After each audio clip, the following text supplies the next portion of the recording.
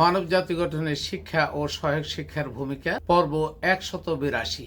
হেদায়েতের নামে কোরআন বহির্ভূত কথাই কি মহাসত্য থেকে বিচ্যুত হয়ে মূলত কোরআন অস্বীকার করা নয়? প্রিয় মানব জাতি, সালামুন আলাইকুম রাহমাতুল্লাহ। রব্বি আউযু বিকা মিন হামাজাতিশ শায়াতিন ওয়া আউযু বিকা রব্বি আইয়াহজুরুন। আমরা জানি মানুষের সামর্থ্য এবং প্রত্যাশার উপরে প্রাপ্যতা নিশ্চিত করে। আমাদের অধিকাংশ মানুষ জানে না যে তাকে পরিপূর্ণ কোরআন অধ্যয়ন ও গবেষণা করে উৎকর্ষিত আকল এবং জ্ঞানের আলো বিকশিত করে দুনিয়ার প্রতিটি পদক্ষেপে প্রতিটি স্তরে চলতে হবে। বরং বিভিন্ন আলেম ওলামা এবং গুরুজনদের মাধ্যমে আমরা তাই জেনে আসছি যে আল্লাহর হুকুমের মূল স্তম্ভ কালেমা, নামাজ বা সালাত, রোজা, হজ, যাকাত এগুলো পালনের জন্য যতটুকু এলেম অন্বেষণ করা দরকার তাই আমাদের জন্য ফরজ।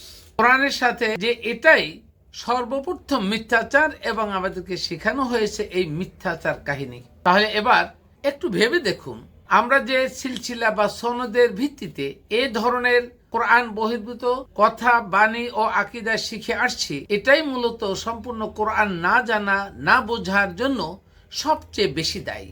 আমরা আমাদের আগের পর্বে মানব জাতির কল্যাণে বোঝানোর চেষ্টা করেছি যে সত্যের আদর্শ বা স্ট্যান্ডার্ড মাপকাঠি হলো রিসালাতের শতভাগ বা 100% জ্ঞান অর্জন করা।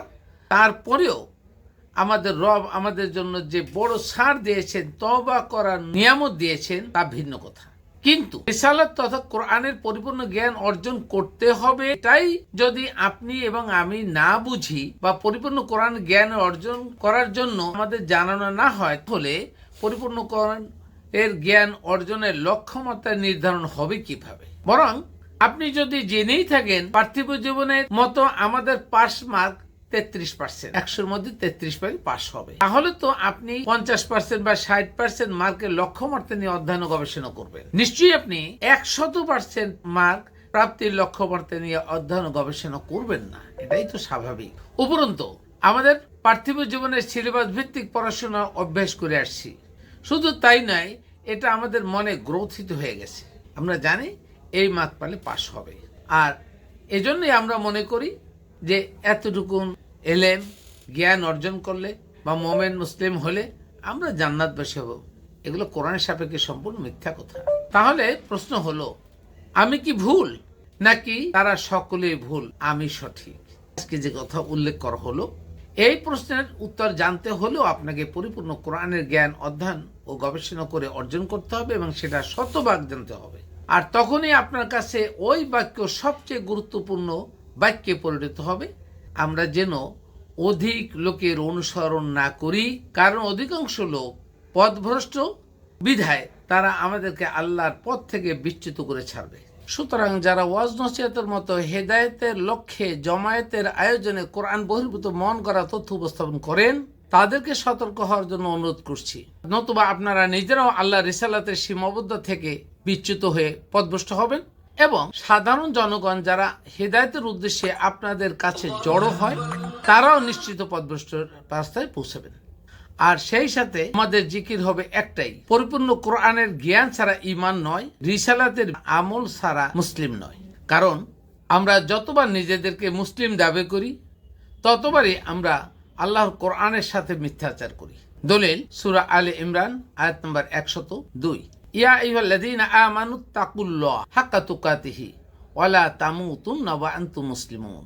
অনুবাদ, হে যারা ঈমান এনেছো, তোমরা যথাযথ মানের আল্লাহ সচেতন হও এবং তোমরা মুসলিম না হয়ে মৃত্যুবরণ করো না। তাহলে হে যারা ঈমান এনেছো, তোমরা কোরআনের জ্ঞান, মানব শরীর বিজ্ঞান, অন্যান্য বিজ্ঞান, বৈজ্ঞানিক বিজ্ঞান, সাধারণ সত্য উদাহরণ এবং ঐতিহাসিক ও সাধারণ সত্য কাহিনীর শিক্ষার ভিত্তিতে জন্মগতভাবে পাওয়া জ্ঞানের উৎস, আকল, বিবেক, বুনিয়াদী জ্ঞান, বেসিক অবস্থা থেকে উৎকর্ষিত করে যথাযথ মানের জ্ঞানী ও আমলকারী হও। 2, মুসলিম বলে গণ্য হওয়া মানের আল্লাহ সচেতন না হয়ে মৃত্যুবরণ করো না। তাহলে বললেন কাদেরকে? ঈমানদারকে, মোমেনদেরকে। আগে মোমেন হতে হবে, পরে মুসলিম। তাহলে আমরা জন্মগতভাবে মুসলিম হলে সেই বললে এটা তো আল্লাহর কোরআন বিরোধী হয়ে গেল। সুতরাং এগুলো ভাবতে হবে।